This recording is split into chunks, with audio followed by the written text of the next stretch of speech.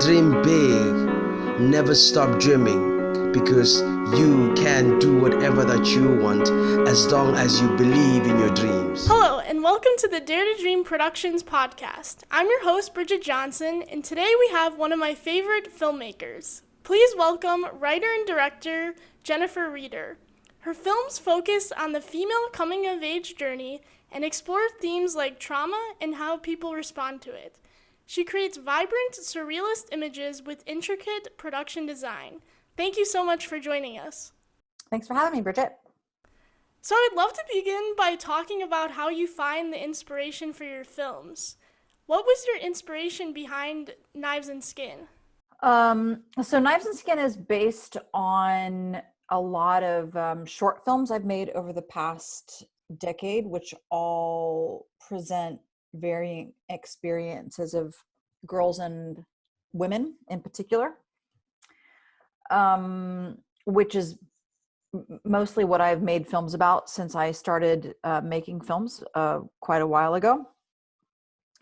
And I like to pair people together who are at different points of a coming of age process. So I like to pair together teenagers who are in their sort of first, perhaps biologically based coming of age process, with adults who are also at a kind of a crossroads in their life, and presenting those stories in parallel, but also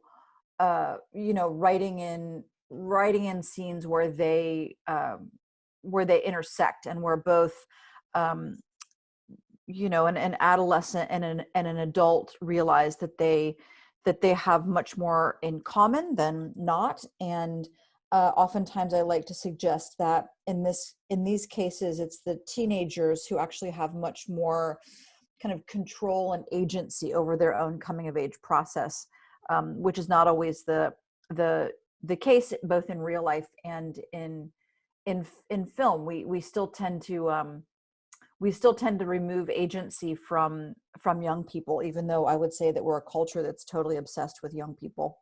Anna from California asks, would you consider your films feminist? And does the label even matter if the subject is more important? Yeah, I would absolutely consider my films feminist. I could consider myself a feminist. I think that, feminism is a way for all humans to consider and to be committed to equity and justice.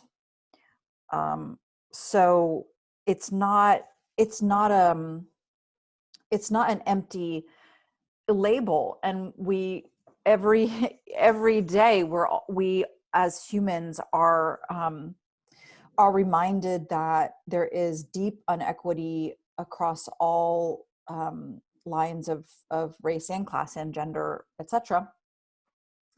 And so until there is justice and equity, and we understand that justice and equity is a human right, then a label like feminist or feminist film is important to point out that continued inequity, and to talk about certain films in this case as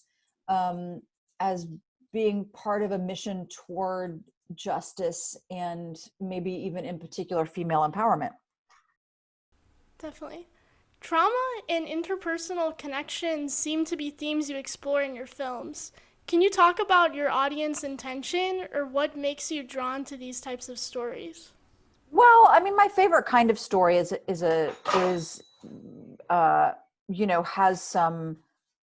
some tragedy. I mean, it's not to say that I don't like to consume comedies. I just think that as a maker, my tendency is to sort of lean into sort of darker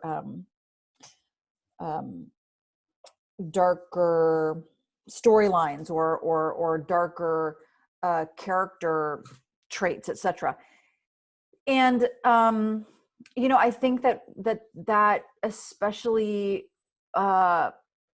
let's say, both in real life and in films, there have been so many portrayals of traumatized women, or women on the verge of a breakdown, or emotionally either distant women or emotionally raw women. I mean, it's a subject that audiences really appreciate. But as a consumer of film, I feel like it's oftentimes very inauthentic and simply not accurate, or not complicated enough. So I know that audiences like to consume stories about sort of falling apart women, but I feel like it's my, I have to what I contribute to that spectrum, I hope feels more, or feels accurate and authentic. It definitely does, and I feel like that's a common trope in a lot of horror movies. We see like the mom, like in like Carrie and Psycho, just it's always like the woman that are experiencing the trauma. So your character's reactions to Carolyn going missing were very authentic, and I love the part where one of the mother's names, or she spells Carolyn's names wrong. That was just perfect. How do you achieve these genuine performances from the actors? Do you have any specific techniques? Well, with Knives and Skin in particular, we cast that film entirely out of Chicago. So those are all Chicago-based actors. And, anyone who's spent any time at all in Chicago knows that Chicago is, perhaps in, of all of the theater cities in the entire world, it's simply the best. I mean, that seems like a bold statement, but actors and fans of theater, for actors and fans of theater, Chicago is a destination. I would say even more so than New York, and certainly not LA. So going into Knives and Skin, knowing that we had this great, just not, I mean, more than great, like astonishing pool of theater actors to cast from. And so many of those actors, because there's so much more film and television that's happening in Chicago than there was even 10 years ago, all of those, remarkable theater actors now have lots of TV and film experience as well. And that, all of that, the sort of vibrancy of Chicago's theater community trickles down through, through all of the schools. So also when we're casting young people, we can find just incredible performers. And what I love about theater actors, and not just sort of dramatic theater actors, but also Chicago is a great improv city, so all of the great, improv comedy performers, what it feels like they share in common is sort of a want to lean into risk taking, and also an ability to read the room, because obviously theater and improv is a live is a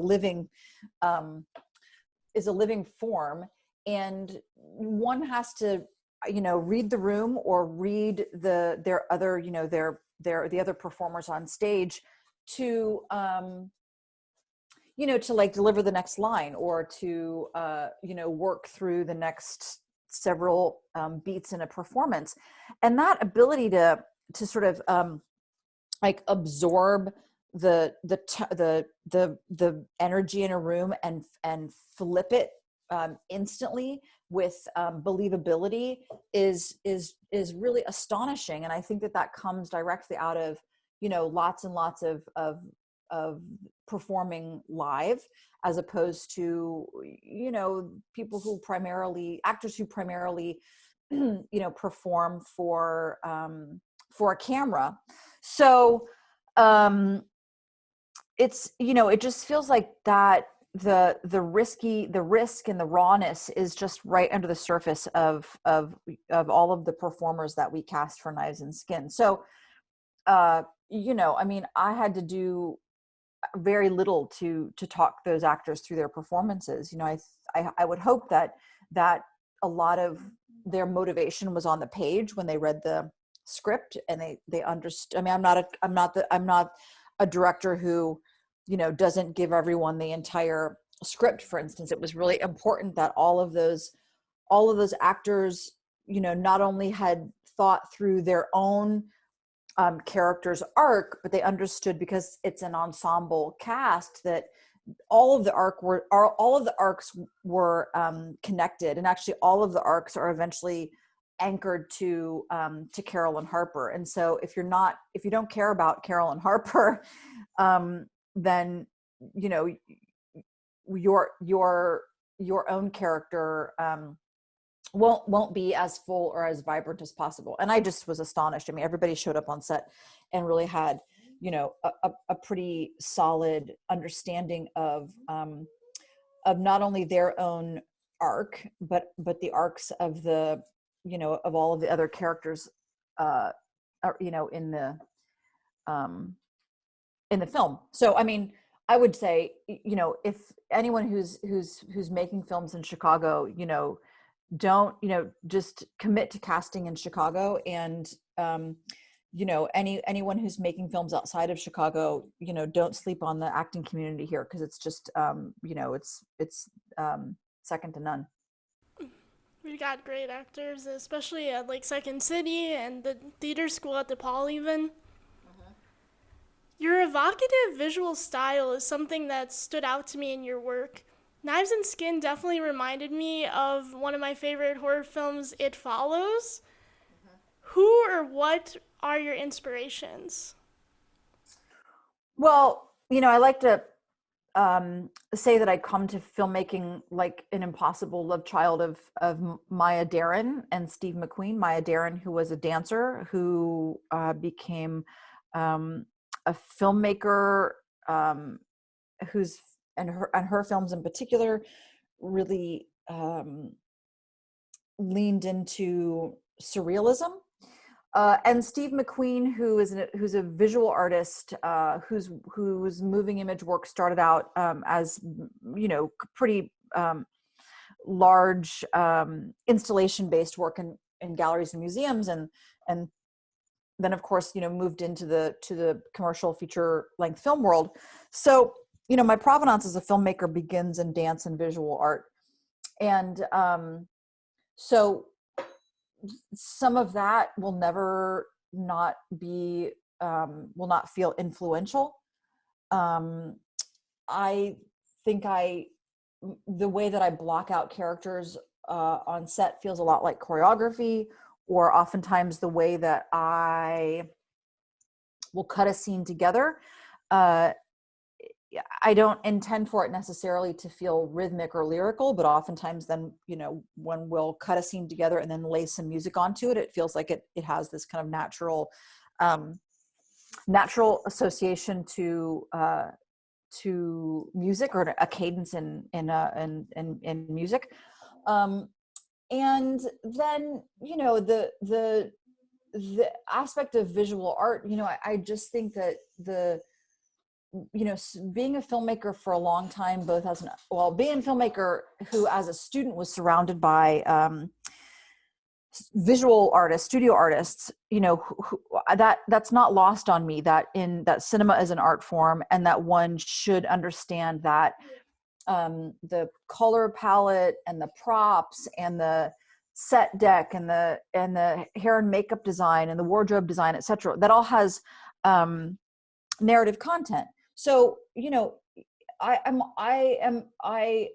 at least, I don't know that I'm influenced by or directly influenced by other filmmakers for whom that's important, but I definitely appreciate other filmmakers who understand cinema as an art form and take some risks with the visual language of a film, and have a want and an ability to present a really a very particular kind of experience to their audience, rather than simply, you know, trying to tell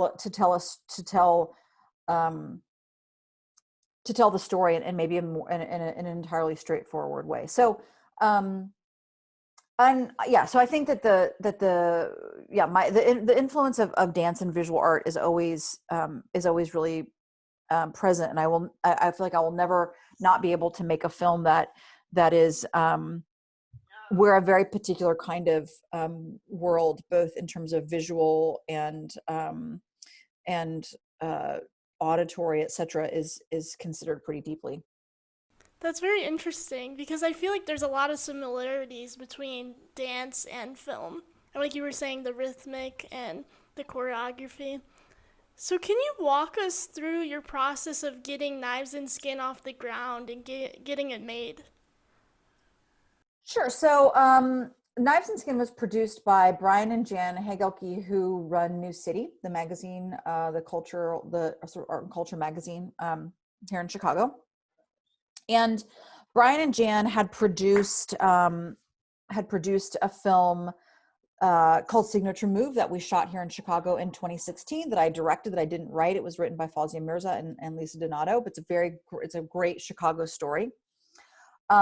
So New City Films was involved with Signature Move, which again we shot in 2016. It premiered at South by Southwest in 2017, and I had a draft of Knives and Skin written when we did Signature Move, but I knew it wasn't quite ready to make, and Signature Move was on a little bit of a different timeline. So I put a pin in Knives and Skin. We made Signature Move, and then that allowed me to return to Knives and Skin and really sort of overhaul the script and consolidate some of the characters. And at that time, I wasn't sure if I was going to shoot it in Chicago. We were thinking about shooting it in Kentucky. We were thinking about shooting it in Ohio. And Brian and Jan said, if you want to shoot it in Chicago, then we'll help produce it. And, it's not supposed to be a city film. And it's not even supposed to be a film that is thought to be set in the more rural suburbs of Chicago. I wanted it to be a more kind of general Midwestern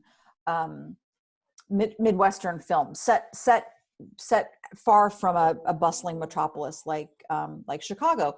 But you can go not that far outside of the sort of city proper, and you can find a place like Lamont, which is where we did a lot of the exteriors for Knives and Skin. And we shot at Taft High School, which is on the north side, but it's a really great, very, very old high school that evidently was also the inspiration for the film Grease, the musical Grease. Has kind of interesting, in that way it has an interesting provenance. But we were able to find locations that made, that did exactly what I wanted, for the settings to do, which just sort of present the story in a more kind of a general Midwestern setting. And we shot it, like I said, with an entire cast, the entire crew. Everybody in front of the camera and behind the camera is all Chicago based. We shot it in the summer of 2018 over 5 weeks, and it premiered at the Berlin Film Festival in February of 2019. So just over 2 years ago. Wow, very cool. That seems very short. 5 weeks seems fast. It was fast, but it's actually a kind of luxurious timeline for an indie film. We shot Signature Move over 17 days, so it's, more days, more money. So that's that's sort of the rule. What was your budget for Knives and Skin, if you don't mind sharing, and how did you finance it? I'm not sure what the final budget is. As there's a luxury that I take advantage of as the writer and the director, that I'm not beholden to raise the money for a film like that. I would say that it was probably more than 500,000 and less than 800,000. That's sort of my estimation. But it was raised primarily through private equity. So, Brian of New City Films was a former Goldman Sachs guy, so he really understands money. He understands how to talk to investors. And through making Signature Move, which was also financed through private equity, Chicago has a lot of a lot of untapped resources. People who would contribute to the ballet or the opera or the art institutes, or other cultural institutions, had never been tapped to invest in a film before.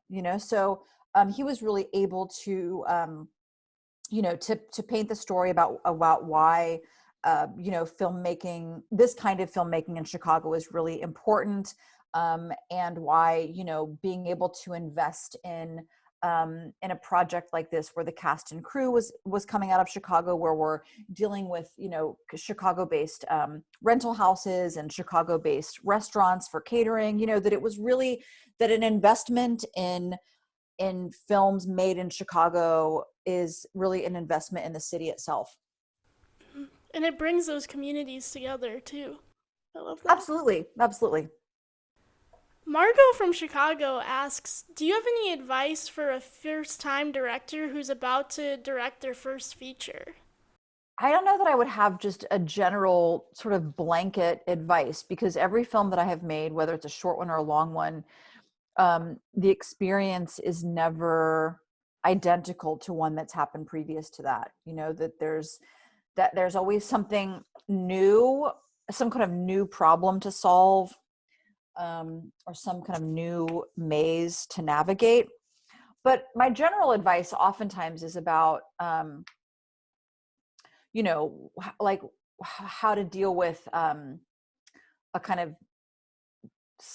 the tone on set on every day, and that at the end of each one of those days, it's really the director's set. So the director has to set the tone, and I'm not somebody who yells on set.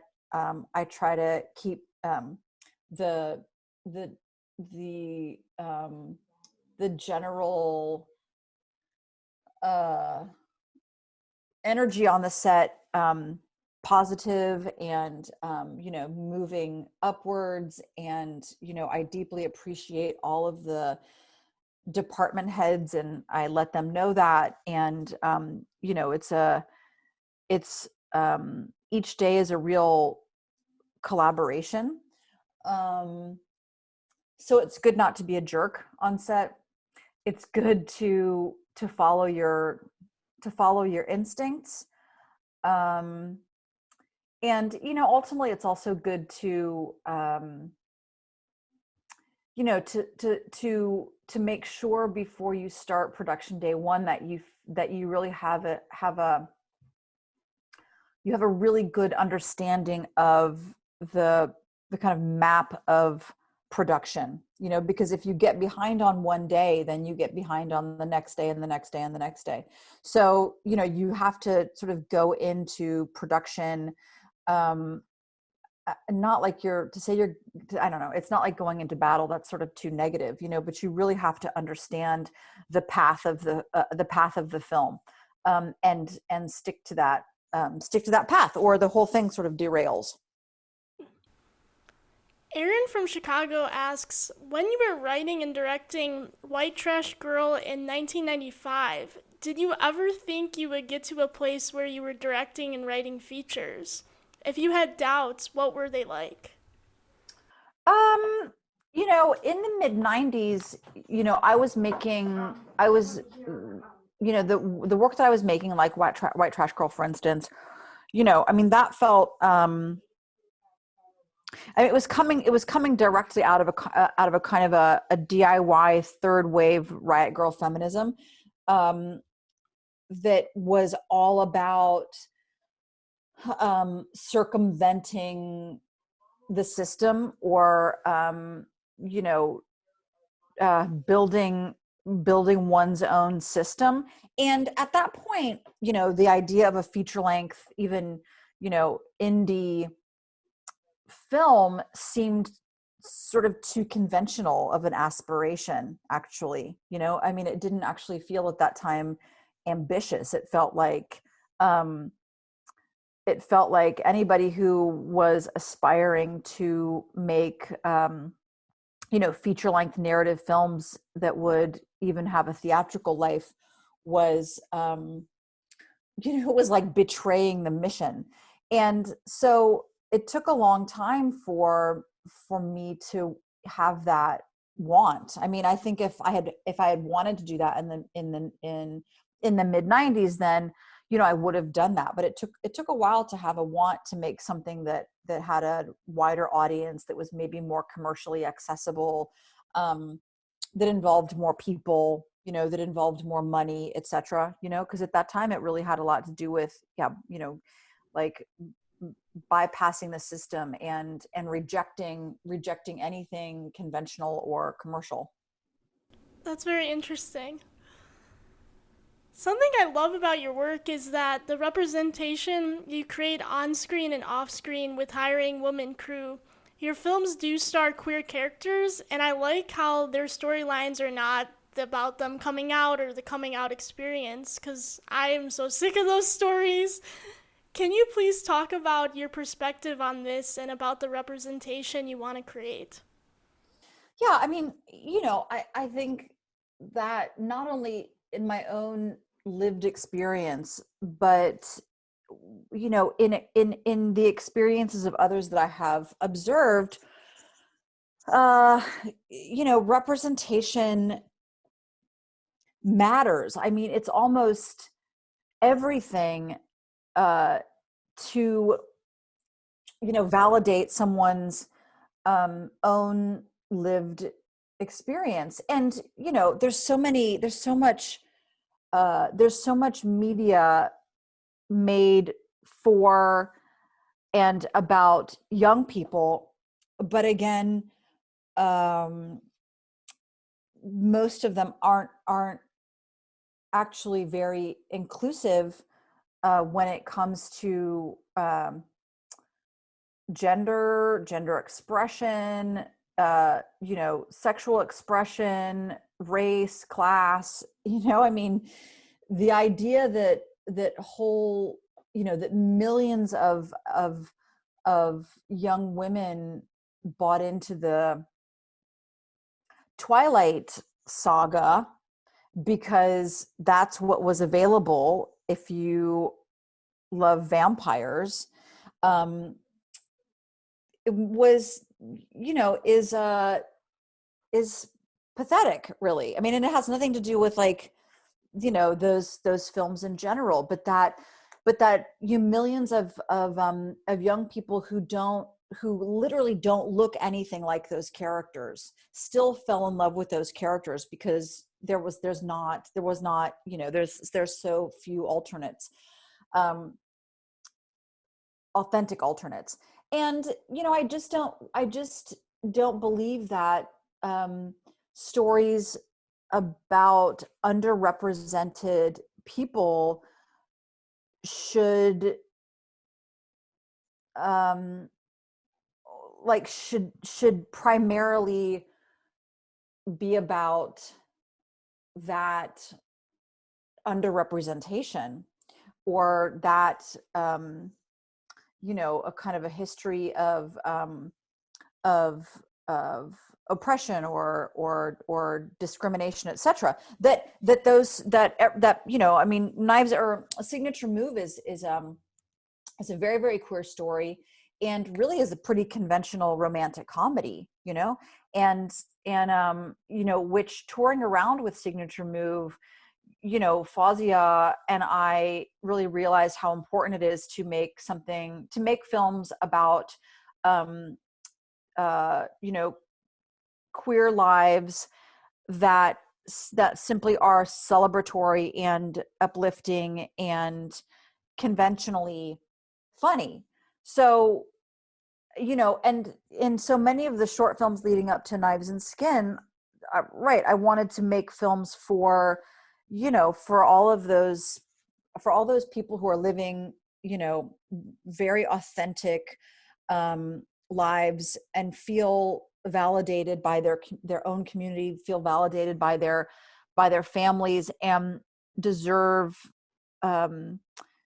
deserve stories where there's not some kind of, you know, reminder that they are sort of outside of the norms of representation, you know. um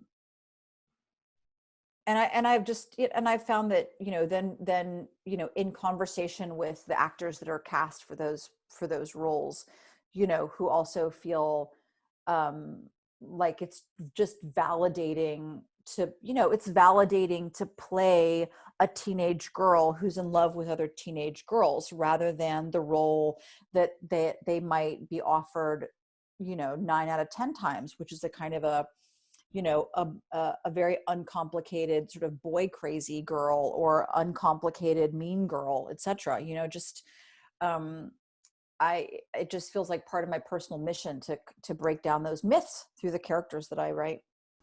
I love that. I think that's so important because, like, growing up, you do consume so much media, and if you don't see yourself, then you feel like something is not wrong, right, or something I don't see myself. It's so important.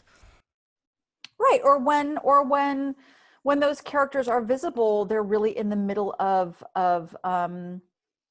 some kind of existential tragedy that they're beholden to survive. And don't um I just don't want to tell that. I just don't want to tell those stories. Those stories that are so kind of ham-fistedly, um, you know, presented around, you know, one's survival strategy. I mean, I think I do make films where friendship is a survival strategy, but one's, you know, race or gender or sexuality is not their survival strategy primarily. So, how do your future projects compare to Knives and Skin? Will you keep on the psychological thriller track? Yeah, I mean, I'm actually preparing to shoot a film in September, which is actually much more even sort of genre embracing. I don't really think of Knives. I think of Knives and Skin as like genre adjacent, right? Like it's not quite a horror film, but it borrows from horror. It's not quite a thriller, but it borrows from thriller. It's not quite a musical, but there are musical numbers. And so the film I'm shooting in September, it's called Perpetrator, and it's you know, a properly scary shapeshifter story. I mean, still with nuanced character arcs and you know, robust production design, etc. But I really I liked the I liked the response that Knives and Skin got from genre festivals and the genre press, and it just feels like right now, kind of the horror and thriller world is a really cool place to think about expressions of feminism and, you know, kind of human empowerment. Very cool. Could you tell us anything else about it, like the storyline or? Sure. So it's about a girl who inherits shapeshifting abilities on her 18th birthday. Um, and she's not she's her shape-shifting is not it's also a little maybe cerebral. So she has kind of super empathy, so much so that she can become other people. It was really important that I wrote a shapeshifter story that wasn't a vampire story, or that wasn't a werewolf story, you know, that I wanted it to sort of feel a little more like it's coming out of my world. So there was a sense of like this overly kind of emotional teen girl, well, that, or rather that her sort of over emotionality becomes her superpower, you know. And I've done that since White Trash Girl, you know, where White Trash Girl's superpowers became what others thought were her weakness. And, you know, the storyline from that came from, you know, fielding a lot of conversations, or fielding a lot of questions rather, even in the short films I did leading up to Knives and Skin, where people would ask me about working with so many young girls or teenage girls in front of the camera, or in the films. But they were asking me as though that seemed like just a totally insurmountable task, that having, doing a film like A Million Miles Away that features, 22 girls all in the same room was, the equivalent of shooting a film with a pack of Wolverines or something. And it just reiterated this idea that I had been thinking about for a long time, that we are a culture obsessed with youth and beauty, especially among young women. And we also totally hate young women and do as much as we can to just destroy them and their paths through life. So I wanted to write a story about, a kind of a wild and out of control teen girl who then literally becomes wild and out of control, and everything that the people surrounding her, have used to diminish her becomes her superpower. Very cool. That sounds very exciting. Awesome. Well, thank you so much for joining us. You're very welcome.